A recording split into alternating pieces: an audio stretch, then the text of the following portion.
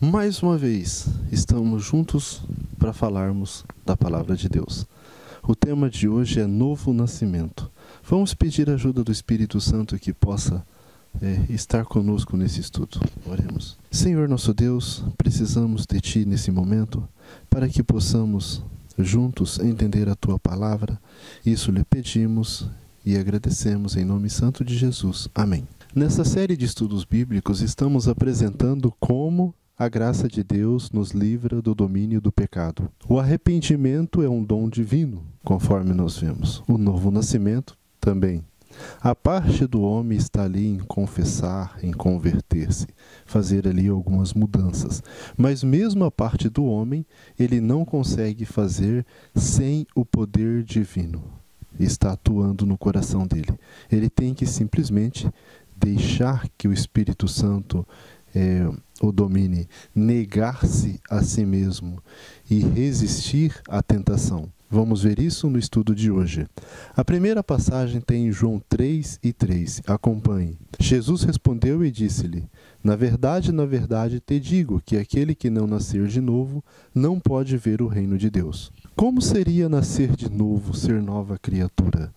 Em João 3:5 responde. Jesus respondeu: na verdade, te digo, aquele que não nascer da água e do Espírito não pode entrar no reino de Deus. Você está cansado de corrupção, de maldade, de injustiça? Você tem um desejo de entrar no reino onde não existe mais sofrimento, morte, nem planto, nem dor? Então você precisa nascer de novo. Precisamos o quê? Nascer de novo. Cristo nasceu do Espírito, nós nascemos da carne. E para sermos participantes dessa natureza, precisamos nascer da água e do Espírito. Para fazer uma limpeza, o melhor ingrediente ali é a água e o sabão.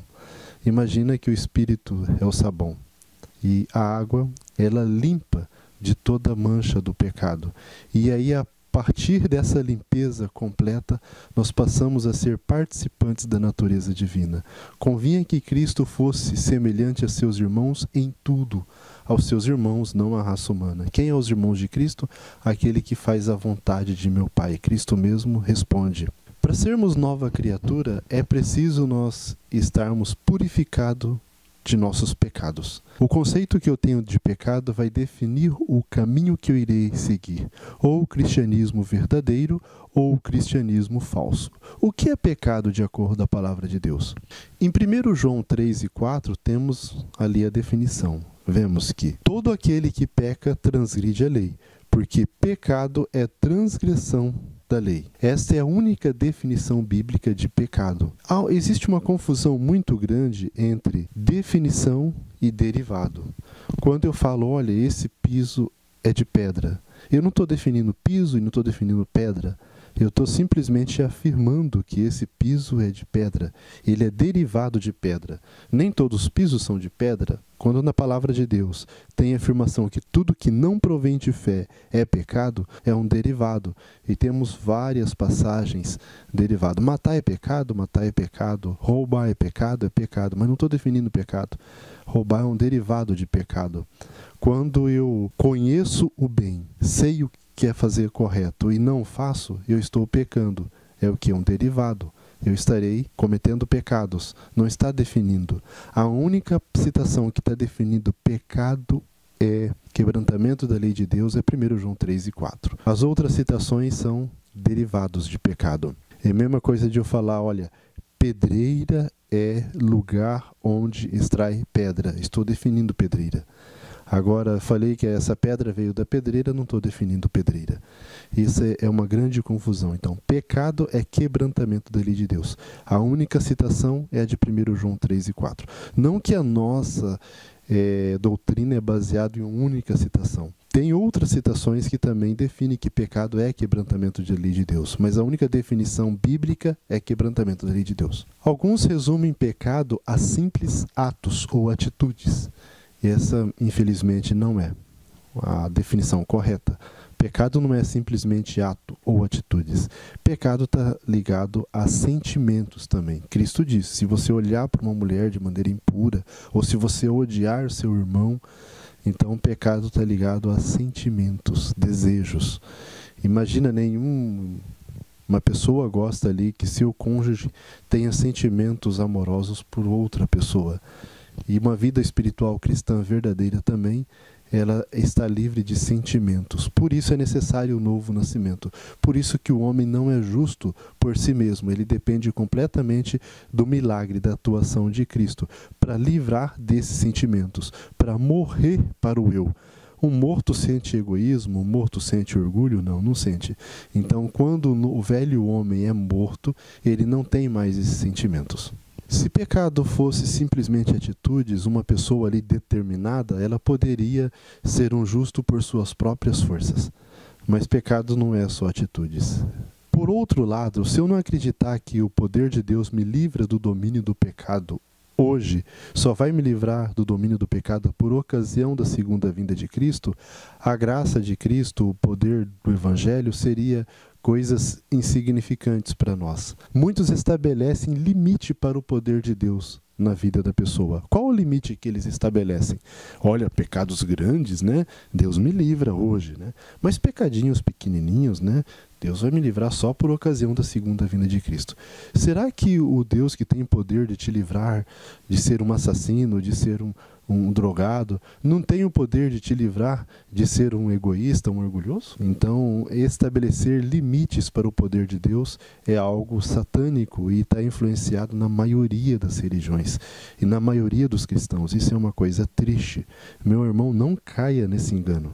Existe uma diferença entre domínio do pecado e consequência do pecado. Irá aparecer aqui no quadro, você pode ver, domínio do pecado e consequência do pecado. Domínio do pecado, inveja, orgulho, cobiça, essas maledicências. Isso Cristo nos livra hoje. Ele livra o quê? No novo nascimento. Ele tem poder para livrar. Ele vai livrar agora. Agora, consequência do pecado, não. As consequências do pecado, Cristo vai nos livrar dela por ocasião da segunda vinda de Cristo. Quais são as consequências do pecado? Essa natureza pecaminosa, a morte, isso é o que? Consequências do pecado. Isso só será liberto a partir da segunda vinda de Cristo. Agora, quem não se livrar do domínio do pecado hoje, não terá o direito, não será livre da consequência do pecado. Por isso que Satanás está tentando enganar o máximo possível de pessoas para achar que a gente só é livre do domínio do pecado por ocasião da segunda vinda de Cristo. Pode ser muito tarde. E aí o que acontece? Vai ter várias pessoas do lado de Satanás e não do lado de Cristo. Não caia nesse engano. Não deixe para amanhã. Romanos 6,14 deixa bem claro. Cristo te livra do domínio do pecado. Não um domínio parcial. Olha, vai te levar em partes. Em partes sim, em partes não. Ele livra completo. Essa ideia de parcialidade no poder de Cristo não é divina. Porque muitas pessoas acreditam que Cristo nos livra apenas do domínio do pecado por ocasião da segunda vinda de Cristo. Infelizmente, elas têm como base uma doutrina chamada justificação pela fé. Justificação pela fé não existe? Existe. Justificação pela fé existe. Inclusive, o nosso próximo tema é justificação pela fé. Só que justificação pela fé é parte do alicerce. Qual é o alicerce completo? Justiça pela fé, que engloba justificação e santificação. Uma tendência natural do ser humano lembrar-se só dos direitos e esquecer-se dos deveres. E isso acontece na maioria das religiões, tanto é que isso dá mais dinheiro. Se você fala só os direitos da pessoa, né, com muita emoção ali, também é uma confusão de sentimento. Sentimento é você se livrar do orgulho, não é ficar emocionado, chorando. Esaú procurou arrependimento com lágrimas e não achou. Então é uma confusão muito grande nesse assunto. As pessoas têm como base só os direitos, prega só os direitos e esquece dos deveres. Nós vemos que a santificação, a salvação, não é só Deus fazendo a sua parte, é Deus fazendo a sua e o homem fazendo a dele. Então o alicerce completo é justiça pela fé e não justificação. Justificação pela fé faz parte, é os direitos, e existem os nossos deveres, não podemos esquecer deles. Em todos os estudos temos uma citação de Ellen White. A citação de hoje está em Atos dos Apóstolos, página 270, segundo parágrafo. Veja, a obra de ganhar a salvação é de coparticipação e cooperação. Deve haver cooperação entre Deus e o pecador arrependido. Isso é necessário para a formação de corretos princípios de caráter. Deve o homem fazer veementes esforços para vencer o que impede de alcançar a perfeição. Mas para alcançar êxito, ele depende inteiramente de Deus. Por si mesmo, o esforço humano não é suficiente. Sem a ajuda do poder divino, ele de nada vale. Deus age e o homem também. A resistência à tentação deve partir do homem, que por sua vez deve obter de Deus o poder. De um lado acha sabedoria infinita, compaixão e poder, de outro debilidade, pecaminosidade e incapacidade absoluta. Nós vemos aí que esforço humano sem o poder de Deus nada vale. A pessoa vira o quê? Um mal intencionado. Faz tudo correto com o desejo de simplesmente ganhar ali a vida eterna, a salvação, mas não ama a Cristo. Então precisa do quê? Do poder de Deus para transformar, para nos transformar em nova criatura. Mas o poder de Deus sozinho não é o processo de salvação, não é só o poder de Deus sozinho. É os dois juntos, é de cooperação entre Deus e o homem. E qual é a parte do homem que muitos esquecem? É resistir à tentação. É muito bom a gente relembrar o estudo de fé. O estudo de fé tem que ficar gravado em nossa mente, o segundo estudo dessa série, porque existem muitos mitos do que é fé. Fé é confiança no poder de Deus, na palavra de Deus. Então, se eu confio na palavra de Deus, eu sei que tudo posso naquele que me fortalece. Eu sei também que Deus não permite que uma tentação venha maior do que eu possa suportar. Essa base errada da religião de muitas pessoas, ela tem uma figura como base. Você deve ter conhecido essa figura, ela é conhecida, vai aparecer aqui do lado. Essa figura traz Cristo cobrindo um homem. Cristo não cobre as pessoas, as deficiências, os orgulhos.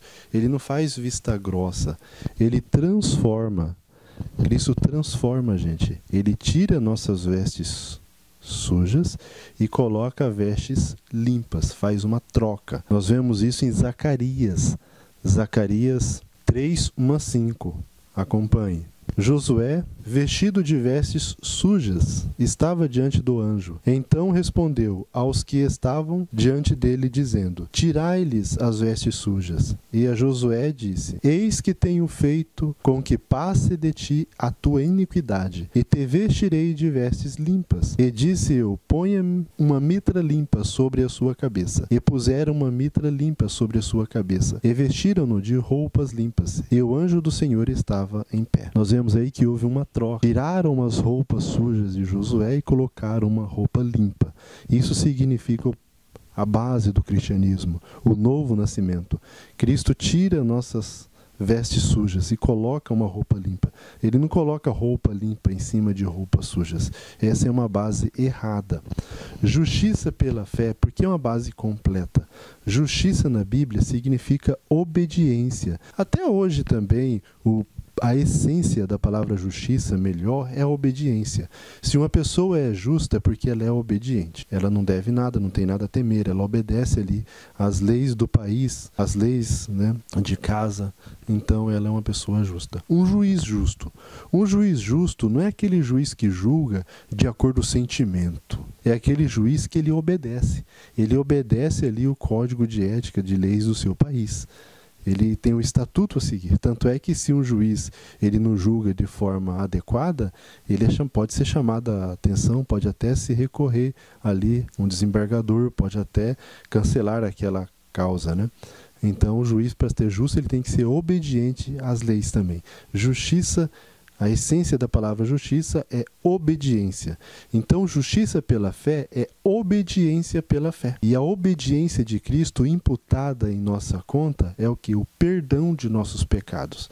Aí até em Josué ali comenta, a gente pode recapitular, Ele disse a Josué: Eis que tenho feito com que passe de ti a tua iniquidade, e te vestirei de vestes finas.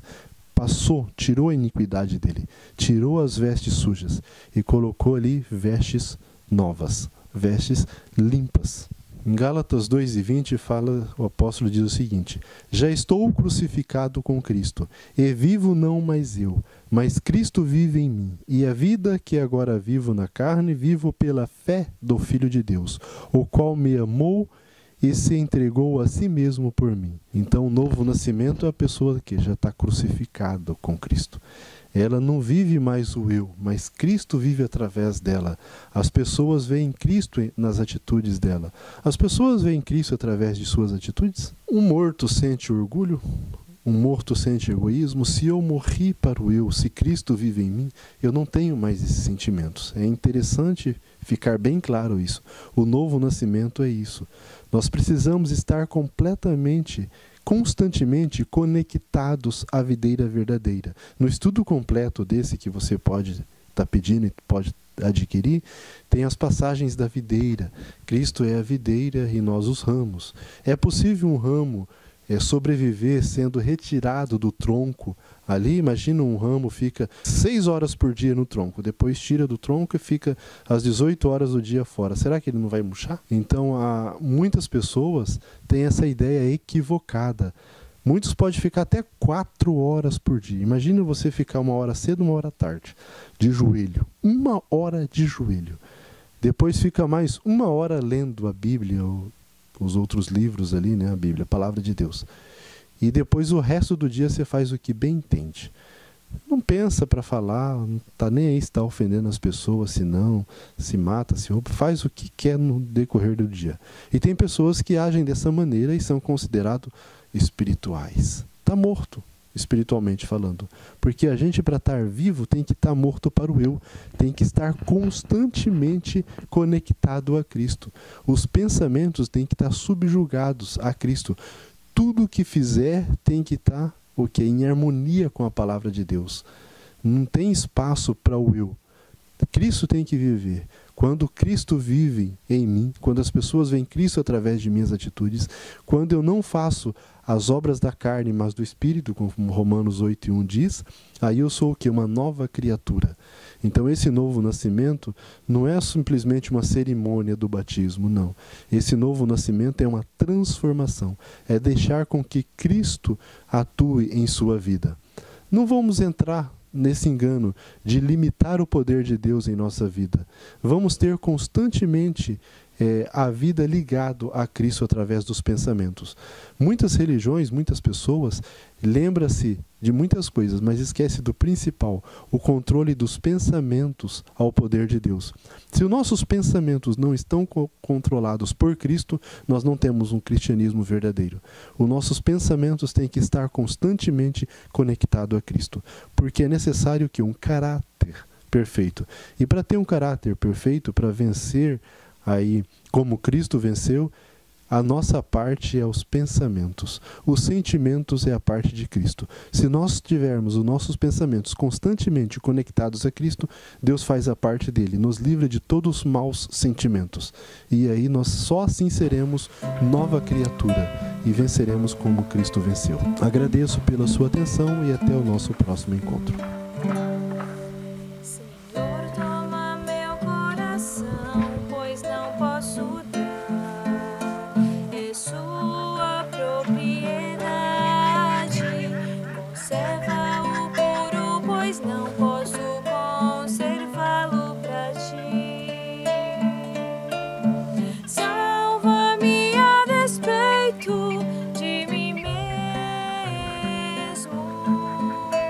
Tão fraco.